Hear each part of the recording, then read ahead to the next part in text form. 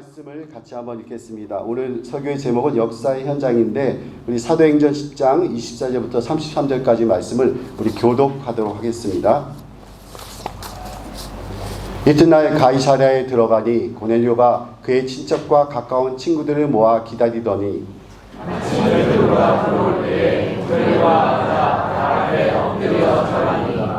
베드로가 일으켜 이르되 일어서라 나도 사람이라 하고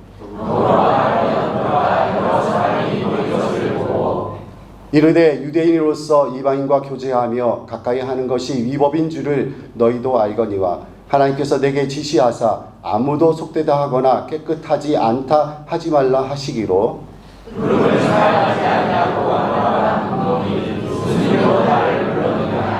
고넬료가 이르되 내가 나흘 전 이맘때까지 내 집에서 제9시 기도를 하는데 갑자기 한 사람이 빛난 옷을 입고 내 앞에 서서 말하되 고넬료야 하나님이 내 죄를 지시고 내 죄를 기억하셨으니 사람을 요바에 보내어 베드로라 하는 시몬을 청하라 그가 바닷가 무두장이 시몬의 집에 유숙하니라 하시기로 내가 곧 당신에게 사람을 보내었는데 오셨으니 잘하였나이다. 이제 우리는 주께서 당신에게 명하신 모든 것을 듣고자 하여 다 하나님 앞에 있나이다. 아멘. 옆에 보내고 인사하시죠. 함께 예배드려서 행복합니다. 한 번 더 합니다. 오늘 제가 만난 사람 중에 가장 아름답습니다.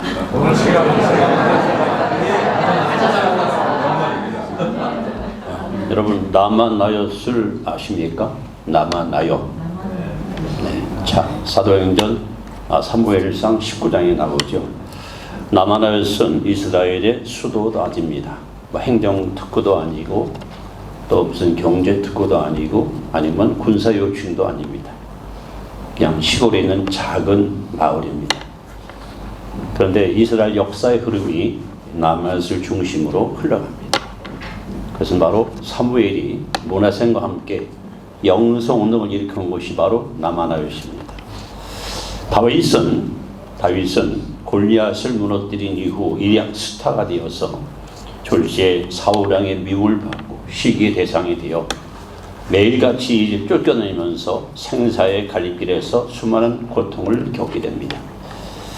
이제 숨을 곳이 거의 없어서 그가 찾아간 곳이 바로 사무엘 고향 나마나였습니다. 근데 누군가가 밀고를 합니다. 폐하 다윗이 나마나였에 숨었습니다. 사울은 즉시로 병사를 급파합니다. 당장 잡아와라. 반항하면 죽여두자. 병사들이 나만을 어기에 왔을 때 하나님의 신이 임해서 병사들이 무장을 해제하고 하나님께 막 찬양을 합니다. 사울이 화가 납니다. 다른 병사들을 또 보냈습니다. 그렇게 1차, 2차, 3차. 근데 그들은 돌아오지 않았고 그때 나온 유명한 사자성어 있어요. 하뭉처사. 사울이 직접 다윗을 잡으려고 말을 타고 나마나스로 달려갑니다. 내가 이번에 반드시 놈을 잡아 죽일 것이다. 근데 웬일입니까? 그도 역시 나마나스에 당도하자마자 하나님의 신이 임하여 무장을 해제하고 온종일 성령이 취해서 하나님께 찬양을 합니다. 나마나스는 이렇게 행정특구도 아니고 또 도시도 아닌 작은 시골 마을이지만 성령님이 역사하는 그래서 의인이 보호받는 곳, 악인이 왔다가 뒤집어지고 변화되고 회개하는 곳, 바로 나마나였습니다. 우리 하노이 선교회가 이런 교회 되기를 축원합니다. 오늘 본문 말씀은 고넬료 이야기입니다. 혹시 여기 성이 고시 있으세요? 고시 가문에 이 사도행전을 보시면 총 28장으로 기록되어 있는데 1장부터 12장까지는 베드로를 중심으로 유대인을 대상으로 선교합니다. 13장부터는 28장까지는 사도 바울이 이방 선교의 위대한 창을 활짝 엽니다. 그런데 유대인과 이방 사이에 그 가교 역할, 이 가격했던 인물이 바로 고넬료입니다. 이 고넬료의 가정은 이방 선교의 문을 열었던 대단히 영적으로 축복받은 가정입니다. 저는 이 사도행전을 읽을 때마다 특히 10장에 보시면, 오늘 본문에 보시면 44절에 이렇게 써 있습니다. 제가 읽어드릴게요. 베드로가 이 말을 할 때에, 즉 고넬료 집에 가서 모인 분들에게 말씀을 선포할 때에 이렇게 말합니다. 성령이 말씀 듣는 모든 사람에게 내려오셨다. 오늘 이 자리가 그런 현장 될 줄 믿습니다. 여러분 이곳에 와서 예배 드릴 때마다 하나님의 음성을 들을 수 있고 성령의 능력을 경험할 수 있고 내 인격 가치관이 변화받는 역사의 현장이 될 수 있기를 축원합니다. 그러려면 어떻게 할 것인가? 우리가 어떤 믿음으로 어떤 자세로 신앙생활하면 이 자리가 성령께서 역사하는 은혜의 자리가 될 것인가? 오늘 본문에서 우리는 그 비결을 몇 가지로 발견할 수 있습니다. 그 첫째는 24절에 보시면 고넬료가 그의 친척과 가까운 친구를 모아 기다리더니 그 다음에 27절에 더불어 말하여 들어가 여러 사람이 모인 것을 보고. 무슨 말씀이죠? 우리 선교교회가 성령의 역사는 역사 현장 되려면 여러분 준비가 있어요. 준비. 하나님은 사람을 쓰셔도 준비된 사람을 쓰시고 교회를 사용해도 준비된 교회를 쓰십니다. 준비하지 않은 것에는 절대 하나님 역사하지 않습니다. 저는 신학교 다닐 때 목요일마다 채플 시간이 있었어요. 그때는 학부하고 대학원생이 다 모여서 한 1200명이 예배를 드리는데 항상 부러운 게 하나 있어요. 예배 시간에 그 특송하는 거. 아, 나도 잘하는데, 할 수 있는데 기회가 안 오는 거예요. 그래서 언젠간 내게 기회 올 것이다 하고 4년 동안, 몇 년 동안? 4년 짧지 않습니다. 200일 강의실에 가서 매일같이 피아노 들리면서 나 어젯밤에 잘 때 이것도 부르고 오 거룩한 성 아시죠? 네, 그 찬송 부르고 그다음에 뭐 여호와는 나의 목자시니 그래서 언제가 기회가 되면 내가 한번 부르리라. 근데 기회가 오지 않아요. 주로 이제 성악을 전공하는 교우들이 나가서 특송을 합니다. 하나님이 조금 좀 실망스러웠습니다. 아, 이렇게 시간을 흐르는 거다. 근데 4학년 바로 이맘때쯤이에요. 가을 학기 때 연락이 왔어요. 대표기도를 대표기도. 특성은 못하고 대표기도 하는데 조건이 있습니다. 3분 안에 기도문을 적어서 토시 하나 틀림없이 정확하게 그렇게 읽어야 된다는. 저는 이 구속받는 걸 별로 좋아하지 않습니다. 성령이 이끄는 대로. 어쩌면 오늘 여러분 6시간 설교할 수 있습니다. 그래, 그 3분 기도하기 위해서 정말 오랜 시간 준비했습니다. 그래, 준비를 하고 기도문 적지 않고 단에 올라가서 제 기도 시간 기도를 합니다. 하나님 한마디만 딱 했는데 성령께서 역사하시는 거예요. 학생들이 여기도 흐느끼면서 감동의 물결이 막 메아리칩니다. 3분 기도하는 사이에 막 놀라운 역사가 회중들 가운데 임했습니다. 예배를 마치고 대부분 교수들이 빠져나가면 학생들이 뒤따라가 식당으로 가는데 한 명도 일어나지 않아요. 자리에 앉아서 막 매달려 기도합니다. 저는 그때 깨달은 것이 있습니다. 여러분 이렇게 주일날 와서 예배 드릴 때 기도 담당자들이 있죠. 주보에 쓰잖아요. 다음 주 누구 기도 준비하세요. 여러분의 기도 한마디 한마디가 영혼을 살릴 수 있고 교회 영적 분위기를 바꿀 수 있어요. 그래서 준비하면 하나님 역사하시는구나. 오늘 이 고넬료 사람은 평소에 기도하는 일과 구제하는 일을 지속적으로 변함없이 꾸준히 실천했던 사람입니다. 그리고 베드로가 이 집에 올 때 자기 가족, 친척, 친구, 이웃들을 전부 불러놓고 은혜 받기 위해서 철저하게 준비가 있었습니다. 그러니까 준비가 있는 그곳에 성령이 역사할 수밖에 없는 거죠.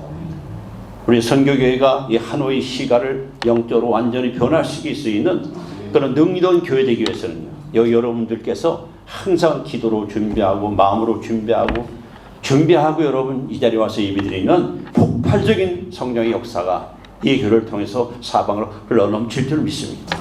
그래서 준비해 있는 곳에 성령은 역사하신다. 첫 번째 역사의 현장의 비결입니다. 자, 두 번째는 여기 26절에 보시니까 베드로가 25절 마침내 베드로가 들어올 때 고넬료가 맞아 발 앞에 엎드려 절하니. 여러분 지배국가의 고급 장교가 피지배국가의 그 어부 출신 베드로에게 엎드려 절한다. 하나님을 섬기듯이 엎드렸다는 건 대단한 일입니다. 대단한 일, 있을 수 없는 일 사실은. 보통 여러분 장교들이 자기 집에 손님이 오게 되면은 비서에게 여봐 조금 있으면 손님 올 테니까 잘 아련해서 내게 모시고 와. 이게 맞잖아요. 그런데 고넬료는 직접 베드로 앞에 가서 엎드려 절합니다. 여기에 반해서 베드로의 행동은 또 어떻게 기록됐습니까? 베드로가 일으켜 이르되 일어서라 나도 사람이다. 여러분 히브리 사람들이 말하는 사람이라는 그 단어는 세 가지 뜻이 있습니다. 첫째, 나는 흙에서 왔다 흙으로 가는 존재. 둘째, 나는 연약하여 범죄할 수 있고 실수할 수 있고 넘을 수 있는 존재. 셋째, 나는 단 한순간도 하나님의 은혜를 입지 않고는 살 수 없는 존재. 자기를 가장 낮출 때 고백하는 단어가 나도 사람이다 하는 말이에요. 즉 고넬료도 베드로도 아주 겸손합니다. 얼마나 겸손합니까? 야고보 4장 6절에 보시면 하나님은 교만한 자를 물리치시고 겸손한 자에게 은혜를 주시느니라. 여러분 비가 많이 오잖아요. 이 지역에. 이 비가 쏟아지면 어디로 흘러갑니까? 가장 낮은 곳으로 흘러갑니다. 하나님의 은혜는 자기를 낮추는 자 심령 속에 오늘도 넘치게 임할 줄로 믿습니다. 그래서 이 고넬료와 베드로의 그 겸손함이 성령의 능력을 끌어오는 통로가 된 겁니다. 성교의 성도 여러분들은 신앙의 연륜이 쌓이고 또 여러분 하나님께 예배하는 예배의 순간이 자꾸 늘어날수록 마치 익은 곡식이 고개 숙이듯이 여러분의 인격과 여러분의 심령이 점점 주님을 닮아가는 겸손한 성도가 되십시오. 그래 하나님께서 여러분을 쓰실 것이고 이 교회를 통해서 큰 일을 행할 것입니다. 자, 세 번째 역사의 현장이 되는 비결이 뭘까? 여기 28절에 보시면 베드로가 한 말입니다. 유대인으로서 이방인과 교제하며 가까이 하는 것이 율법인 줄을 너희가 알거니와. 여러분 복음이 들어가면서 행했던 가장 큰 역사가 뭐냐면 유대인과 이방인 사이 벽을 깬 거예요. 여러분 유대인들은 아침에 눈을 뜨면 예루살렘을 향해서 기도합니다. 하나님 남자로 태어난 걸 감사합니다. 자연으로 태어난 걸 감사합니다. 특히 이방인이 아닌 이스라엘 사람으로 태어난 걸 감사합니다. 심지어는 예수님도 마태복음 15장에 보시면 저 시돈 지방에 갔다가 한 이방 여자가 자기 딸이 흉악하게 귀신 들렸어요. 예수님께 도움을 청합니다. 나를 도와달라고. 예수님이 뭐라 하는지 아세요? 자녀의 떡을 개에게 주는 게 합당치 않다. 유대인들은 이방 사람들을 사람으로 보지 않았어요. 그야말로 짐승만도 못한, 개만도 못한 그렇게 취급을 했습니다. 그래서 유대인들이 하도 개만도 못하게 취급하니까 우리나라에서 개 고기를 금지시켜 버렸습니다. 이 무슨 얘기죠? 성령께서는 여러분 화합이 있는 화합.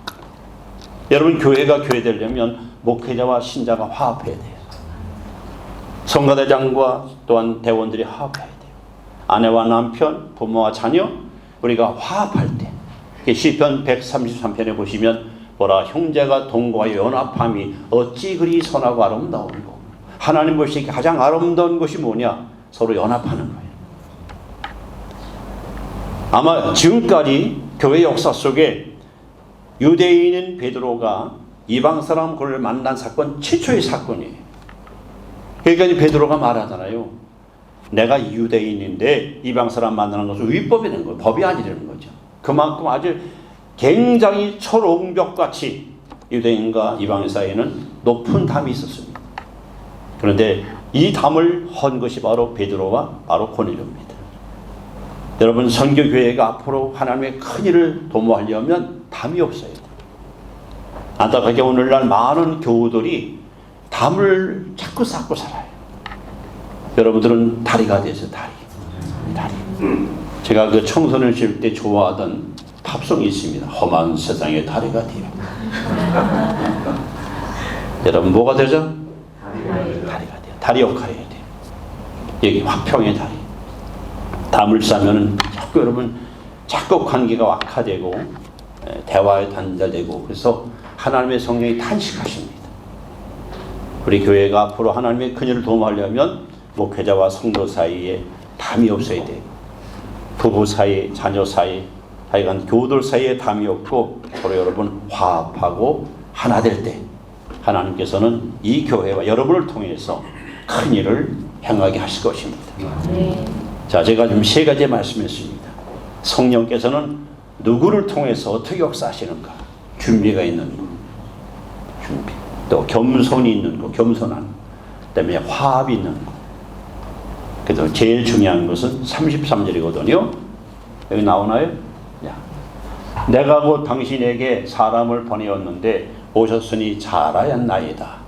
이제 우리는 주께서 당신의 명하신 모든 것을 듣고자 하여 다 하나님 앞에 있나이다. 이게 뭡니까? 말씀을 막 갈망하는 거예요. 사모하는 거예요. 시편 107편 9절에 보시면 저가 저 하나님이 사모하는 영을 만족케 하시며 주님 영혼에게 좋은 곳으로 채워주시느냐. 여러분, 하나님은 누구에게 역사하시는가요? 갈망하는 자에게, 사모하는 자에게.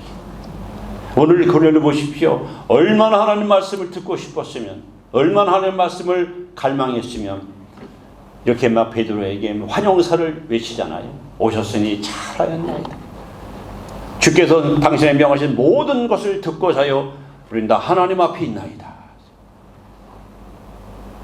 저는 그 요한복음 7장 37, 8, 9절 말씀을 통해서 은혜 받았거든요. 이렇게 써 있습니다. 명절 끝날 곧 그날에 예수께서 외쳐 가라사대 누구든지 목마르거든 내게로 와서 마시라. 나를 믿는 자는 그 배에서 생수의 강이 흘러나오리라. 여기서 조건이 하나 있습니다.